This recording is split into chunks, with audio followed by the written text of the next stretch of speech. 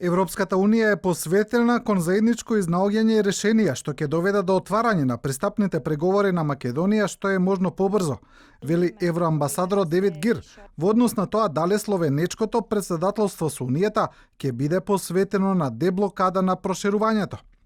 После националистичките изјави од соседството, особено на европратеникот Ангел Џамбаски, Гир вели дека е потребна поголема воздржаност. Важно е да се воздржуваме секогаш кога станува збор за добрососедски односи, тие се навистина важни и затоа политичарите мора да се воздржуваат во таа насока. Опозицијата и власта продолжуваат со обвинувањата околу македонскиот предлог до Бугарија за решавање на спорот.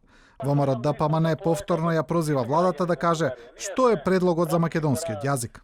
Како основа за верба во брифирањата од официјална Софија за бугарските медиуми дека Заев дал предлози во кои што за македонскиот јазик било наведено дека е ист јазик со бугарскиот.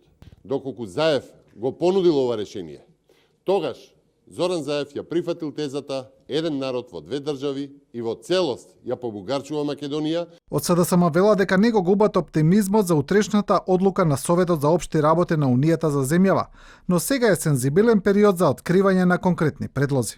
Во нито една демократска развиена држава таквите процеси кои што се од особена важност во исклучително важни моменти треба да бидеме трпеливи и да ги оставиме. Она што е важно и она што граѓаните го знаат и она што граѓаните веруваат е дека на секој можен начин се заштитени македонскиот идентитет, македонскиот јазик.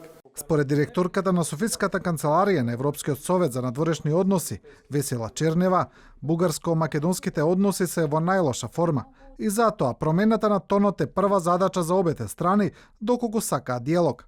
Чернева додава дека ќе бидат потребни повеќе средби меѓу Софија и Скопје за промена на позицијата на Бугарија.